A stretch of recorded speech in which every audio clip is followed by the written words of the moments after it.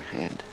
Believe in me, as I believed in you. Spider-Man's greatest enemy will always be Green Goblin, but is Spidey's greatest partner Norman Osborn? That's what the recent run of Amazing Spider-Man comics would have you believe, and it's made me a bit of a believer. Will their BFF-ness continue into the future, or are we setting up a tragic twist? What makes these two such great teammates? Well, let's discuss right now. Is that what you want?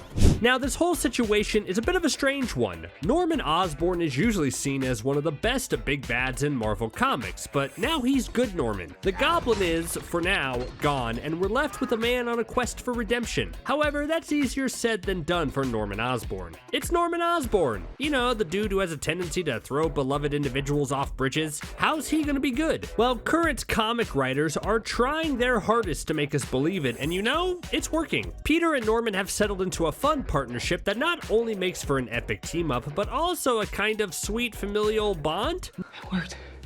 That totally worked!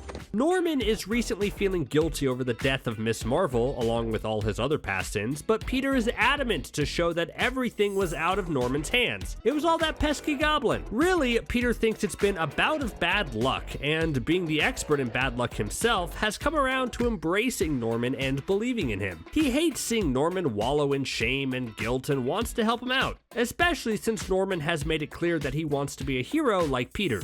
You know, I'm something of a scientist myself. See, that's the two of them believing in one another. Norman is inspired by Peter and wants to change the world, and he's able to let go of some of his ego problems once he knows Spidey's got his back.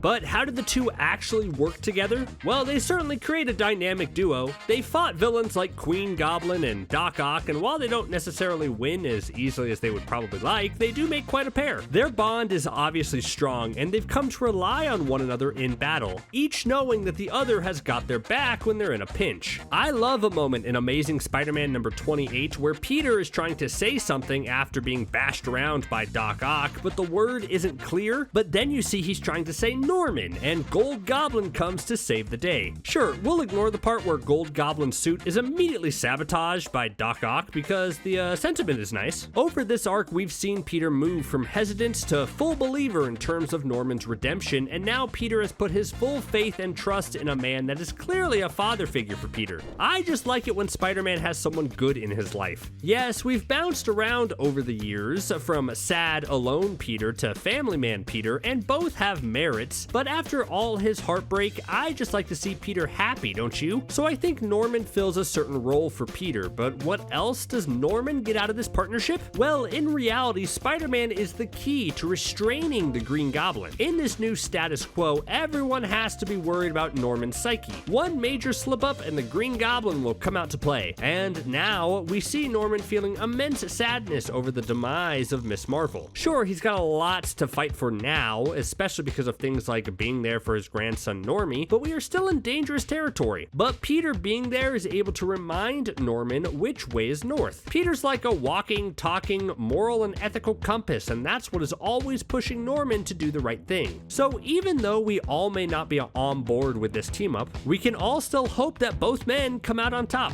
They're helping heal one another in different ways and sailing toward uncharted territory for both of them. It's exciting, right?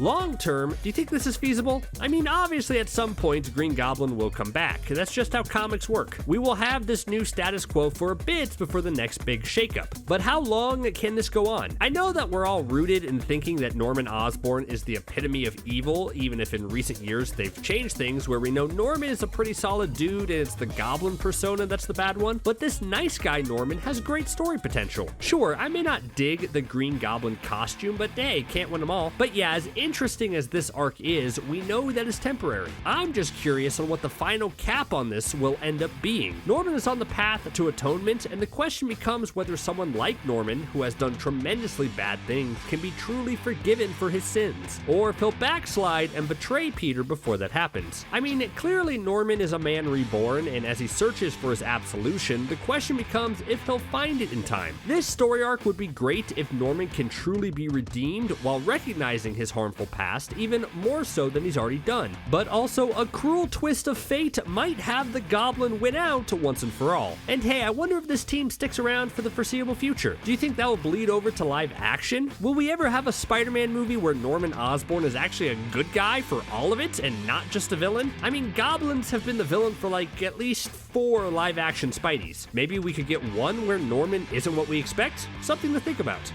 How long do you think this team up will last? Have you been a fan of what Peter and Norman have accomplished together? Let me know what you think in the comments below. Thanks for watching CBR. See you next time.